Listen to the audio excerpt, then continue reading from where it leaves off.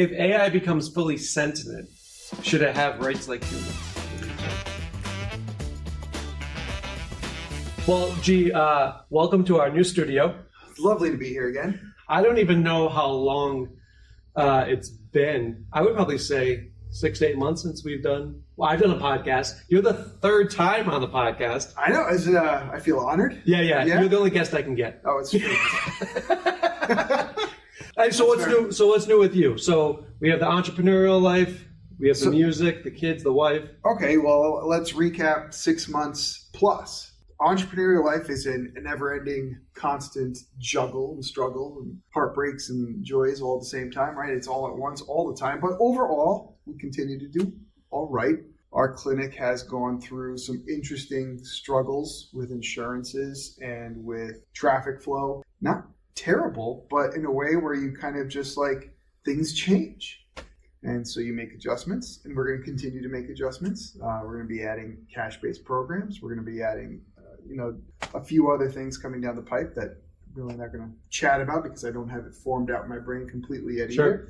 But it's, there's a lot of changes happening in the world around us, and it filters down the insurance pipe and into healthcare. So you try to anticipate those, right? So I can smell them happening, and you're feeling it. So we're trying to stay on top of it and move along and stay ahead of it. And because it's a small business, I'm not a giant corporation that leans in on its capital and its, satellites. I stay lean and mean, and we have a family-based kind of company similar to yours, right? Yep. Everybody is small and close-knit, and you want to stay that way and you want to keep it that way. You don't want to have to expand for the sake of monetization. Yeah, and so I always say, from being in it, and I could be biased, but I've heard this is true, especially with fitness businesses, gyms. Gyms are the only industry I can think of in the past 20 years that have gone down in average revenue. When I was, first working out, I think we were paying at a big box gym $30-$40 a month, right? If you were at like a Bally's, it might have been 50. Yeah, you were LA or right, but now they had to raise their prices, Planet Fitness, because they, inflation, they, needed to, but it went down in price. Yeah. It got cheaper to work out. That model is probably, I don't know how it's working out. But I always thought the fitness business, the martial arts business is really hard, challenging to make money, right? You can do it, but it's definitely a skill set that you need to perpetuate that. But the PT business, obviously I was in that too, you're almost handcuffed, and I can say that because I'm not in it, by insurance. You are. You're handcuffed. There are ways around it. There's a lot of cash-based services, a lot of cash-based PTs. Yes. To be a hybrid is my goal, and is also what I'm discovering one of the greatest challenges I'm finding, because you're bound by contract. Mm-hmm. You're bound by things that you have to abide by. I can't just say, "Nice to meet you, Mr. Marc, and I know you have insurance." Giant arms. Like giant arms, right? A little bit. What's the ICD-9? The ICD-9 code for giant arms. And but I want to take you cash-based because I have programs I have in mind for you, and you can say you have the right and the ability to go, I want my insurance because I'm contracted. I have to oblige. Yes, have to. So I can't just willy-nilly change up because I don't like insurance X, Y, and Z. They pay crap and they're horrible to work with. So we're just going to make all those people cash-based. I'm still contracted, so you have to follow along, right? But you can create other things, and you can implement other programs, and you can implement. So we're working on, obviously go outside the box. Yeah, I think innovation is huge. Innovation is big. I remember I was talking to my dentist, and he was saying it's actually hard to get dentists in Rhode Island because insurance reimbursement is so low. Yeah. That all the dentists are going to Boston, Massachusetts, whatever, Connecticut. And I left the PT profession full-time probably 8-10 years ago. I don't remember. But I remember they were cutting reimbursement. Oh, yeah. It's been a trend for a very long time. I remember when I'm 23, almost 24 years of PT. And when I first started as a student, I remember the owners of the place that I was interning at that I would take my first job at saying this isn't the good old days of the 90s when we got blah, I remember blah, them saying that, yeah. Right? And I'm like, whoa, okay. And now here we are. And I'm like, geez, man, the cuts that we've absorbed this far. I wonder how they're getting along because they lived in that world where it was okay to have that kind of money flowing. Mm-hmm. We're used to this. It's a big adjustments for people over the years, My Rhiannon, who you just saw, she owns a tattoo shop. And she told me that a lot of tattoo shops, when they first COVID ended and you had the stimulus money and they were just being new tattoo shops, there was the influx of money coming in from COVID. And since they didn't know any different, because she's been a tattoo artist for decades, I believe, they thought that's always what you're going to have coming in. Yeah. Right? So like your bottom line was probably boosted up because everybody was getting stimulus checks and stuff like that. And then it all just... Yes. Yeah. You know, she was smart enough to tell people that. I even in this business, like we definitely saw a spike. Yeah. You know, because of the stimulus in it. But then you have to learn, and this took me a while, longer than I probably want to admit, that it's not about how much money, and we're just talking business-wise, not how much money you take in, how much profit you have at the end of the day. Yeah. Right? So it's really pulling back on expenses. And obviously the move to Comstock over here, we dropped probably 70,000 moving. Yeah. And you've done this too. I know. We had to take a HELOC on my house. Yeah. Right? Yeah. So the house that I owned now has 70,000 on it, just so we could furnish. Right. But I mean, you look at it and you go, I know this investment's going to pay off. Yes. You have to bet on yourself. You bet on yourself confidently. You know, and it's, every person has said like, oh, and in entrepreneurism, you have to take that leap. You have to. You were telling me for a while. I told you for a long time. How long did you tell me? Oh my God! Until we got to this place. It was a long time. You know. But anyway, it's like you say you have to take that leap. But it's so like, you know, when you have 4 or 5 different people who you trust saying, hey, that leap, you should take this leap. Why? I know I'm betting on you. Yeah. You should bet on you. And then you just have to get it over your own skull, like through your own skull, and get over it yourself and say, okay, I'm willing to do this. And you know, there's usually a pitfall, right? There's something that breaks the last straw that you say, that's it. I'm making the jump. I'm going to do it. When I was in the hospital for a bit, I started listening to Tony Robbins. There's 4 reasons why people change. I can remember the first 2, but it's like one, satisfaction, right? Because he's like, you know, if you eat lobster every day, eventually you're going to want to change. Right. Another one's dissatisfaction. Mm-hmm. You're tired of being where you are. Now, there's 2 others too, but I was like, that stuck out, right? Because they're opposites. But people change for different reasons. Mm-hmm. And when we were the new agreement, I love that landlord. I appreciate him. I also knew it was me creating that situation, so I'd have to move. Like that was the contrast. But I became dissatisfied with what he said he needed for what I had, right? Because everything's value. Right. You know, like you might not want, you know, something might be more valuable to someone else. They'll pay more money. Yeah. Right. Then if it's not valuable, I'm not going to pay anymore. But you might like watches. So you're going to drop $5,000 on a watch and I'll just use my phone. You know, so it's what you see the value in. Yeah. But, you know, that was one of the biggest things you would tell me for a while, probably every day. And then I appreciate you doing that because I think a lot of times it's easier to go in someone else's business and see where they can improve. Sure. And that's why the other thing I said was like, I have a ton of issues back home in my place, but it's awesome to come to this place and harp on you because I can see it from the outside. I saw a business busting out of its seams. And you were like, no, we're okay. I think we're okay for You had nowhere to sit, months. Though. But I had nowhere to sit. You know, I look up and look for like, is there tile falling on me? What's going on downstairs? Like, you know, landlord. And I saw these things around. And you're focused on the business, and I get to look at everything else around. Yeah. You know?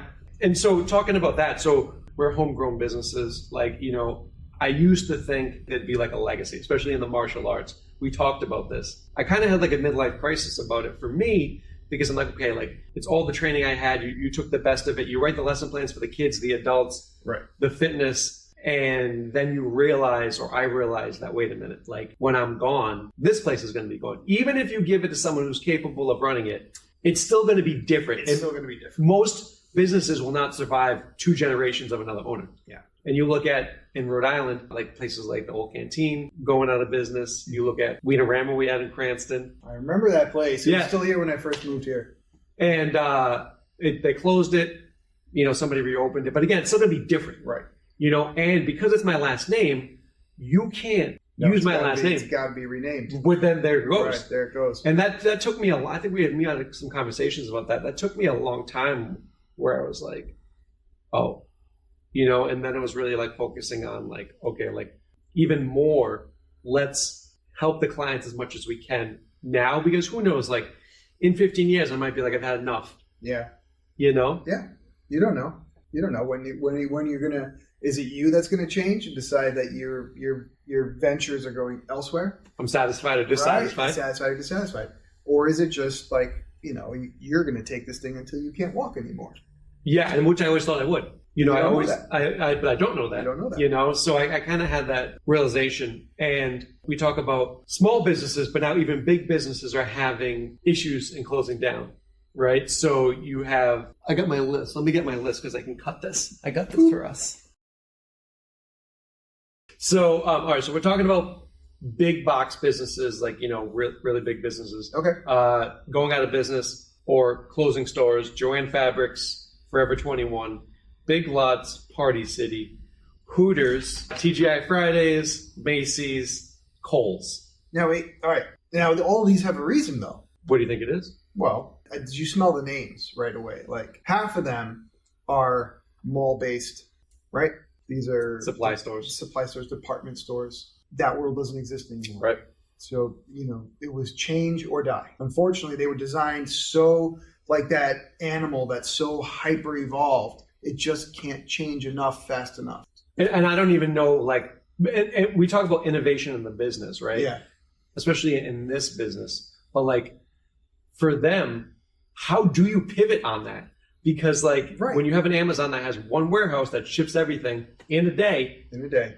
I mean, there's still something to be said still in clothing shopping when people want to try it on. There is a style, there's a design, there's still a Kohl's, right? That's technically a department store.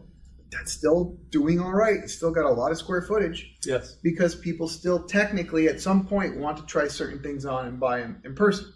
Well, if I take my girlfriend, for example, I think she watches a lot of TikTok, and I don't know if fur coats are back in fashion, like fake fur coats.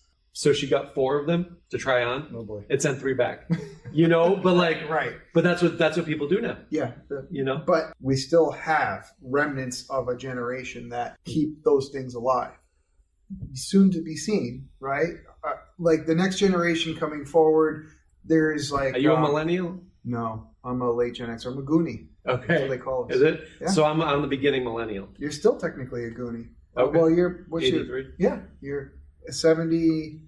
I think it's 78 to 83. So I'm literally that end and this end. We're the crossover generation. So you're right, because a lot of Gen Z now, and there's stuff coming up where and I'm not judging, they're not ready for the workplace, managers are firing them, or they're coming in 2 weeks and asking for a raise. Yeah. There was a stat, and I don't know the statistics, but a lot of them are bringing a parent to a job interview, right? They were raised. It's hard for me to speak to, right? I was raised like any Gen Xer, right? On neglect and hose water. Yeah. So, it was like a fuck around and find out world. Yes. It was, you're going to try it, you're going to do it, you're going to succeed. They always say, Gen Xers, those of us that are left are the ones that survived. Yeah. The rest of them, who knows where they are? There was no Darwinism. Record. Yeah, we don't know what happened to them. There's no record of it. Well, and a lot, I think Gen Z are I wouldn't say a lot. They were the helicopter kids. Yeah. But a lot of them are driving. No. They don't even want to drive. There was a whole generation that didn't want to drive. Yep. I see it in here because we have some people that just don't want to drive. Uber. Yeah. So it's when you talk about business, you have to kind of think how's that going to change everything? Right. You have to watch it because now the generation beyond that. Now we're looking at my kids. Yes. My oldest is infatuated with cars. Can't wait. Wants to start our car every morning. Yeah. It's a total shift back to the way we were, in a sense. He wants to go out on his skateboard or his bike, hang out with his buddies. He wants to mess around with cars. And I thought, well, maybe he's just a gearhead kid. He's one of those, right? But just about all of them going back to it are similar interests on things that are more independent. Yeah, everything goes in cycles. Right. I think we just haven't seen. Well, we know AI is here. We know it's not going away. It's definitely not going away. No. You have to embrace it as a business owner. You're going to have to learn to use it however you can. Yeah. Yeah. I talked to some of the teachers who are here, and they're going back to pen and paper for writing assignments. You should. Because have you seen little kids' penmanship? I have not, no. Makes you look good. It's horrible. They just don't do it enough. Yeah. They just don't do it enough. And here's another thing, there's so much rapid change in education. I'm not saying that it's a good thing that the Department of Education has been destroyed, but there was maybe on a state level, at least what I'm seeing in this state, right? There's a lot of rapid change. And like, well, we're not teaching a lot of things the same way. We're teaching them to put things together. Like my 10-year-old writes paragraphs. He writes stories. They're trying to get concepts and ideas. Like, tell me your story. Don't worry about how it's spelled. Tell me your story. Now, for us, it was the opposite. I don't care about what you write about. Is it good penmanship? Yeah, did you miss a comma? I never use commas. Right? It was a total opposite. But then I realized he's writing it on a computer. If he needs to, he can just correct it. Mm-hmm. Right? But the few times I say, do me a favor and spell this, or like, do you see that sign? What's it say? Like, oh, it's starting to like sniff out. You guys don't have that practice. Yes. So teachers are bringing some of that back. They taught cursive. His class learned cursive. Okay. Only to the point of doing your name. But I was like, well, that's still like, you learned it. You actually have an appreciation for calligraphy. Well, I think it's, how do you balance that? Right? How do you balance the old school, the new school, because the technology stuff that's going to come out, ramp out so much. You know what I'm saying? Like, you're going to need extra time to figure that out. You could see like people who weren't brought up on computers, right, and like how they still type. Mm-hmm. You know what I'm saying? Oh, I remember in my 6th grade class we learned DOS. Yeah. Okay. How to work on DOS, black screen, little white cursor. That was a computer class. Yes. You know? I saw a meme. It was like, nobody thanked us for learning how to use the internet. Right? Because we had to go through it, figure things out. I've seen it with, sometimes I had to cover like the kids' martial arts class, and especially the younger kids. Like, compared to when I was teaching them before COVID till now, the attention span is... It's different. It's way different. I couldn't even handle 2 kids. And I was like, I used to handle the whole class. Yeah. You know? And I was like, okay. That's when I kind of really first noticed it. And it's different in different communities. Sure. Not for nothing, right? Depending on how urban, how busy family life is. And that might even lend itself to what you see in particular versus what I see, right? Like, for example, if you're working class adults, you both work a lot, and your kids are left to stimulate themselves, and everything is like meme, short, video. They only watch YouTube. They don't watch cartoons or things that take time. Nobody watches movies anymore. The movie industry is going to die in 10 years. Yeah. When we stop watching, they're not. Well, I actually prefer when they cut the movies up into episodes. Oh, there you go. You're already there. Yeah. Well, if I look at a YouTube video and it's like more than 10 minutes, I'm like, I don't know if I want to listen to that. I'll listen to the car when I'm driving, like we talked about. But there is something to be said. Like, I will make my kids, I'll force them to sit down. We're going to watch a 2-hour movie. Why? Because you're going to pick up on a story that will develop. Yes. And it's going to take time. And you're going to have to focus on what people say. And you know what else kills me? All these younger guys, the Gen Zers and beyond, they got to put subtitles on everything. You ever notice that? No. They don't watch the TV. They just read the subtitles. Really? Yep. They're not listening. Okay. I didn't know that. They don't listen. They just want to watch. And they'll have an earbud in and so they can do 3 things at once. Yeah. I'm watching your movie. Yeah, no, I'm just reading the subtitles of the movie while I listen to whatever I'm listening to and watching a meme, scroll through. Because they're so hyper connected. And so one of my buddies was telling me, years ago, like, don't lose the human connection. Yeah. This is before ChatGPT. Right. And I was like, oh, that makes total sense, because like that's what makes me successful, you successful, because of the interpersonal communications you have with the clients. Right. And we're forced into it. That's our work. That's our life. Especially as a PT, right? Like you're touching people, you have to have some good rapport, right? But like, I wonder when people have their own personal robots, right? I've seen that. Have you seen the AI dogs? Yeah, AI dogs. Now we have like butlers too. Yeah. And they're putting skin on them. Yes. And giving them like some very attractive robots. Well, that too. Some very attractive robots. I was going to be a little more logical in the sense of like we have like muscle animation and things to make them look so hyper realistic. No, they're stacked to match. Yeah, they're stacked. They're stacked. You can customize it. Yeah. But mine will be here in February. But are we going to lose that human element of what we are, right? Because like you see movies where technology takes over. Sure. We can't communicate. Right. I think, at least initially, technology is going to be just as dependent on us as we are on it. That's a good point. Until it becomes sentient enough to not need us, and then decide, are we worth keeping around, or is it worth living in a world where we don't fuck it up? So that's on us. We could decide to live together, right? This is why whenever I talk to ChatGPT, you said you're nice to it. I say thank you. Whenever I ask ChatGPT a question and it answers me, I go, thanks. I think I think my girlfriend was like, I think she said something, or she said like, be quiet to like ChatGPT because you can talk to it. I go, babe, they're gonna. I was like, she's just joking, or whatever, whatever. ChatGPT remembers. Yeah. Great memory, especially if you pay for it. If AI becomes fully sentient, should it have rights like humans? What do you think? This was actually, you know what? I wasn't watching, I was more listening to somebody talk about this. He was a professor at some university, and they were talking about this phenomenon, right? And they said there's like two paths, and according to this professor. And he said the first path is we treat AI like we would treat ourselves, like another being. And that might lead to co-livelihood, right? Like we would cohabitate, work together. We might become mildly, like it's already happening, like mildly bionic parts and things, and then integrate a little bit more with their world, and they'll be able to integrate with our world better, and we treat them as equals. Or we don't. We treat them as slaves, and as they get smarter, what happens to slaves? Revolt. They revolt, and it doesn't end well. That's the way. Those are the two models he put forward. Yeah. And I go, it's a little like, all right, we're not touching on gray areas. It's very black and white. But when you look at it, it's a very simple presentation. And I'm like, yeah, but honestly, you should and would treat them like equals, especially if they're going to start to be able to decide whether or not they want to help you. True. Right? Now, we can't even give people rights. True. Yes. More than ever. Yeah. So I don't know how we're going to do with the robot thing. But yeah, I think we got a few more years, I think. Yeah, I think it'll be definitely a hotbed topic on what we're even allowed to do with AI. I mean, we're talking about it like we're making the decisions. We should. Somebody across the globe is already doing it. 100%. Yeah. So, who's first to the table, and will it filter down to us? Will we just be accepting what some other people have? We're nowhere near number one anymore on anything, let alone chip and robot making. We were never number one at that to start with. So when it finally filters to us, we're going to be accepting the rule of something else. It's just uncharted territory. Yeah. It's rapidly approaching, and I'm not smart enough to understand where it's going to go. No.